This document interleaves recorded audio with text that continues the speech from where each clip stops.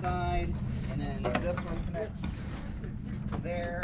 It goes in between the mast and the shrouds, and then these back ones connect to either side of the stern stanchion as well. When we're done with it, we just place it down. We disconnect it. Whenever you're climbing on the boat next to the crane, you always want to make sure that the mast ain't going to bang into the crane. You always want to make sure that the boat is forward of it and don't let it float back, right? Okay. So we'll come over here and we'll talk about the genoa. So J24 has two head sails. Head sail is the front sail.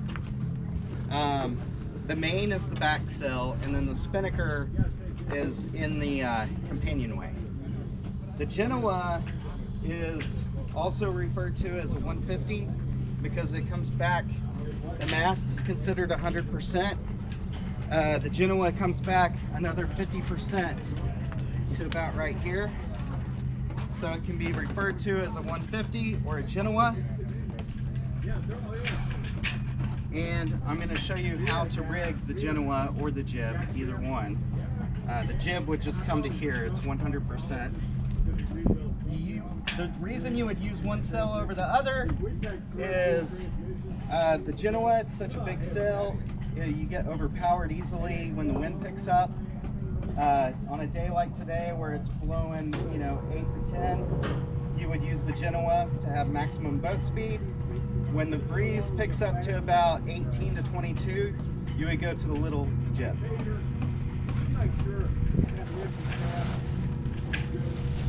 Most of the time these sails are rolled, but we use the boat like so often that we just throw it down there. Not a cheap sail. The genoa is probably the most expensive sail there is. Depending on the brand that you get, they're anywhere between $2,700 new and $2,400. What is that material? This is Tauron. Tauron? Yeah, so it's the black strands of the Tauron, and then it's got like a laminate over the top. How long do you get out of that one? So what really destroys these is coming across the shrouds. Yeah. So the back wears out faster than the front does, or the top. For racing sails, you probably want to replace them every season. So probably, I mean, you're going to go win the circuit, yeah, right? If you're going to do national events, you probably want to go with a decently new set. So I mean, you could probably bank on, I personally replace every season. If you're going to have a bad tack, or you're not going to have good starts, or you're not going to have good boat speed, there's no point in spending the money, because you're looking at $7,000 to $9,000 for a full set at a time. So the main and the jib and the genoa all have three different corners to them. Okay, so think of a triangle. The very top of the triangle is called the head. This is the very top of the sail. The front of the sail is called the luff. And the back of the sail is called the leech. The very bottom of the sail is called the foot. The very foremost triangle where the luff and the foot come together, that is your tack. And then where the leech and the foot come together, that's the clew. So what we want to do is we go along the luff of the sail and we want to find the tack, the very frontmost corner. And we're going to take this shackle and open it up and attach it to this very bottom grommet. And at the very front, where the luff is, there's these hanks, and we're going to hank it onto the forestay. It's called the forestay. We do one at a time, and we start at the bottom of the sail and work our way up to the top.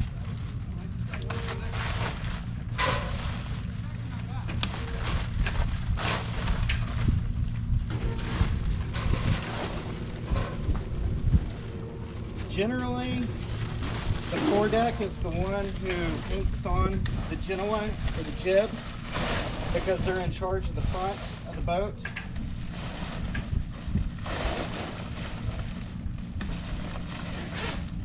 The jib trimmer is generally the person in charge of putting on the sheets that control the trim of this sail. We want all these tanks facing the same way. If you get them backwards, it'll look like that, which I've seen someone do before.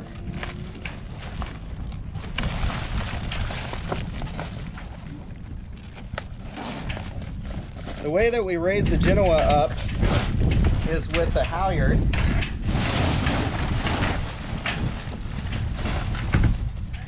The way that you can tell the jib halyard is you're going to look up the mast and you're going to see different halyards coming off the top there. You always want to look up the mast, and the halyard that is behind the forestay, inside of it, down below, is the jib halyard. The one above it is the spin halyard. Alright, so this is the jib halyard. The way it connects is with this one in particular, connects with a shackle. You can pull the pin on the back and it pins into the front, opens like that. Alright, so what we're going to do is we're going to connect it here to the top of the genoa, and it's not tangled up or anything because we verified that at the top of the rig. A lot of times these ropes will be twisted like this, and you just connect it up, and then when you pull it up it's all messed up. So we always want to look up the mast. You can always tell the jib halyard because it's always the one inside the forestay at the top, right? So it doesn't matter if you're on this boat or this boat or some other boat, you're going to be able to tell it's a jib halyard from the inside. The way this boat works is we pull the jib halyard from this block here, and we always want to make sure it's in the cleat. And when you pull it up, obviously it's pulling up the genoa. If you want to release it, you just pop it out of the cleat. To rig for the genoa, the one thing that you want to make sure of is that you aren't twisting up the foot with the leech. So the leech is the back of the sail that's going to go up, right? The foot is the bottom. You can kind of pull it tight and see that this is kind of how it's going to lay when we have it up, right? So when we undo the sheets,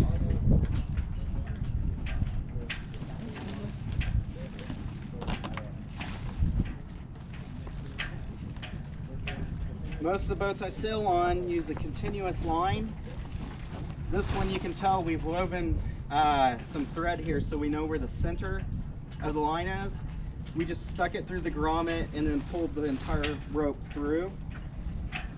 The reason you want to make sure that this is all straight, like this, is so that these aren't crisscrossed, right? So I want to make sure I've got it nice, clean. Grab the end of it. This rigs into the jib track.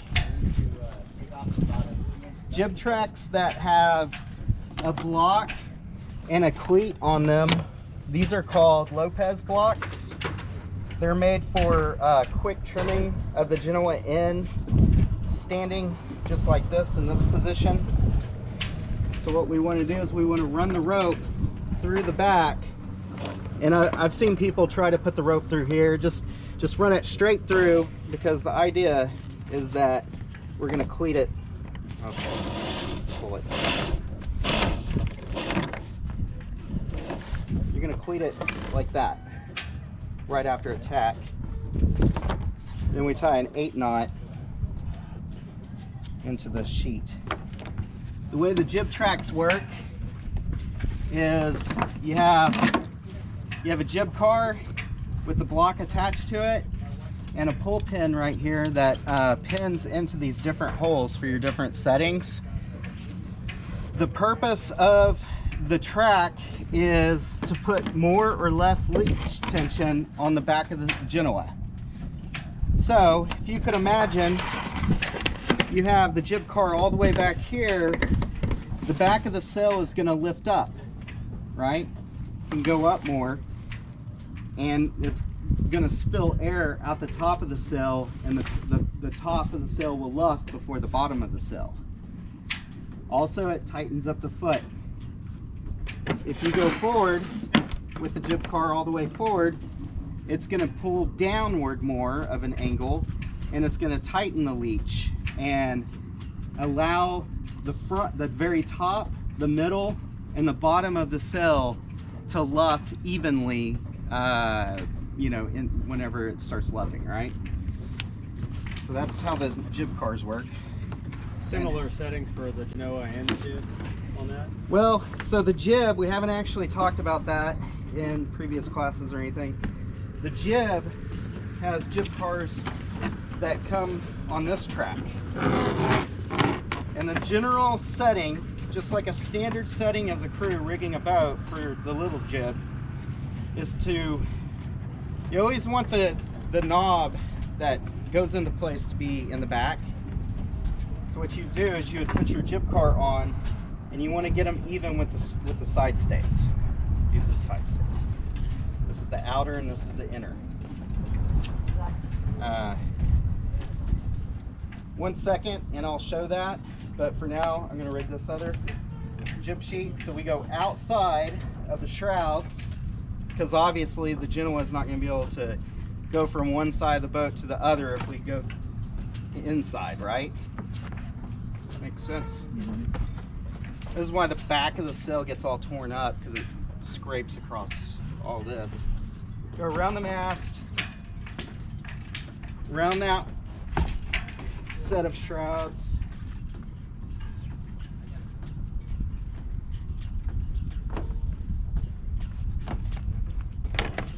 Like I said, I always face the cleat facing backwards. Go through, tie an 8 knot, and it's all clean. So for the little jib, if it's super windy, we take these jib cars, and these actually screw into place.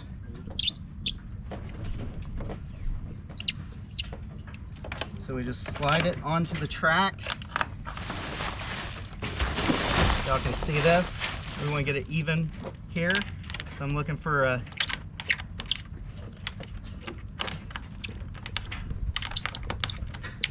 so my starting point would be about right here. And see how it locks it into place? Now, because the jib only comes to here, right? Now the sheet would go through here, go to that back block, and then you're done. So it rigs very similar.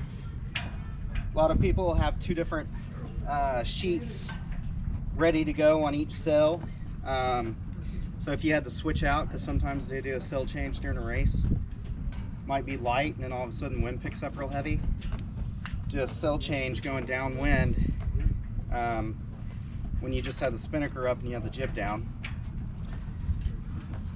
You would have your sheets already on the sail.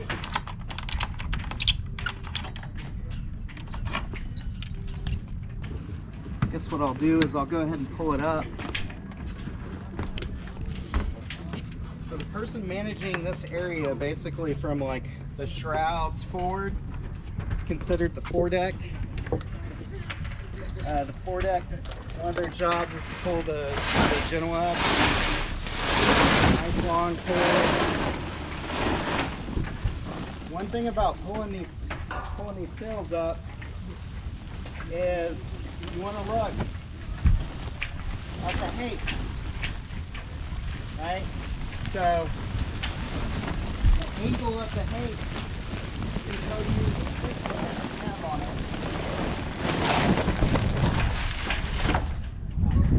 So as you can see here, the hanks are pretty even.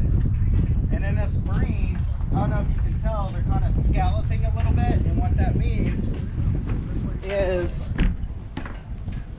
you're getting kind of the sails pulling from the forestay just a bit. Y'all come over here. See the top of the sail? It's not too tight because you can see that the sail pulls away from the scallop from the forestay. It's called scallops. If you get it too tight, the sail's going to look like this.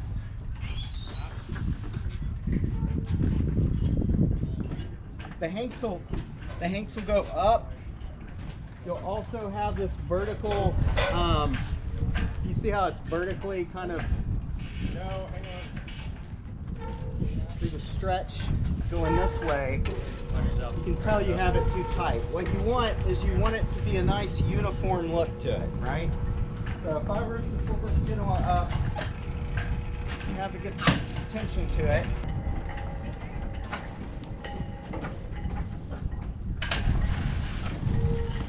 To pull the genoa down, you release it off the mast, and it pretty much falls into place.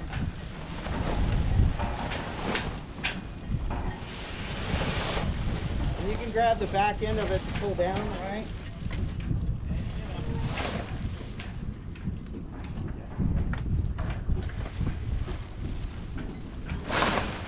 You can pretty much do that without going up here and doing it.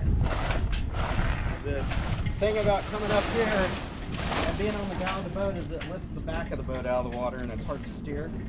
It's very slow. You want to try, just grab the leech, make sure that the line is flaked before you drop it, and just, if it needs one little tug, just tug it down and it'll drop. You can, and then just shove it forward. Yeah, he mentioned that the your forestay is loose. It is because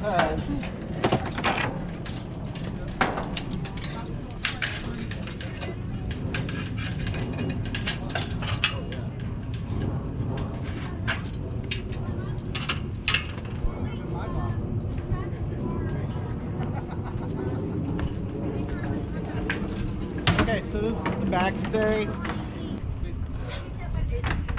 So the backstay, the way that it rigs, I already have my protest flags on here. The protest flag is always on the starboard side. The rules state it's got to be on the starboard side. This is a penalty flag to take a 20% penalty, and it goes on the port side. So this one, there's a ring ding for a clevis pin. I'm going to undo that pin. Then you go from back to front. Now I'm going to put the ring ding through.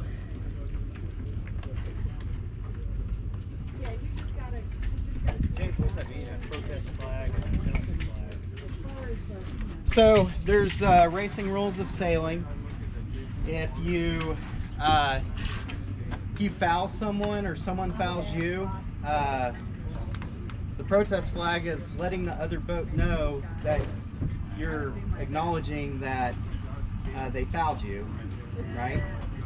You pull the flag immediately, not 20 seconds later, immediately. You say, boat, whatever, I'm protesting you. A lot of times they disagree. So what happens is it goes to a formal committee and there'll be like a court hearing. And it can be appealed up to higher courts, believe it or not. Some events have the highest international court that you can possibly go to, and they'll tell you in advance. You cannot, this court is the highest level, it cannot be appealed to any higher court. It's like going to the Supreme Court for some small issue, you know.